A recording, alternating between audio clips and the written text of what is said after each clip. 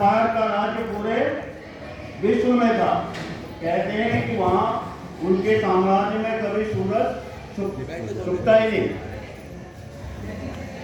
तो जब दूसरे देशों को अपने अधीन करते हैं तो उनका कुछ स्वार्थ होता है, अपने स्वार्थ के लिए, यहाँ के प्राकृतिक संसाधनों का दोहन करने के लिए, यहाँ के लोगों को गुलाम करने के लिए। जो इंडस्ट्रियल रेवोल्यूशन हुआ, औद्योगिक क्रांति यूरोप में, तो वहाँ पर लोगों की आवश्यकता थी, उसके लिए उन्हें मजदूर की जरूरत थी, प्राकृतिक संसाधनों की आवश्यकता थी, इसलिए उन्होंने अपने साम्राज्य को बढ़ाया। लेकिन आज की परिस्थिति ऐसी नहीं है। आज पूरा विश्व एक हो गया है। वैश्विक जो वातावरण है वो उपनिवेशवाद के, कॉलोनियलिज्म के खिलाफ है।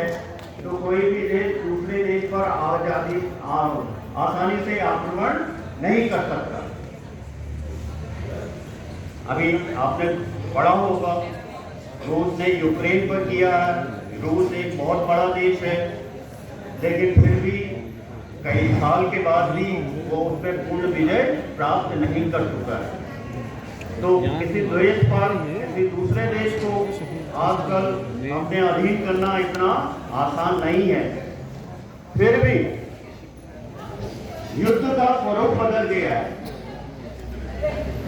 अब युद्ध जो है फिजिकल ऑक्यूपेशन के द्वारा नहीं, यानी कि कहीं पर कब्जा करने के माध्यम से नहीं उसके लक्ष्य हासिल होते, बल्कि हम उसकी अर्थव्यवस्था को खत्म कर सकते हैं, उसके अंदर जो एकता है उसको खत्म कर सकते हैं।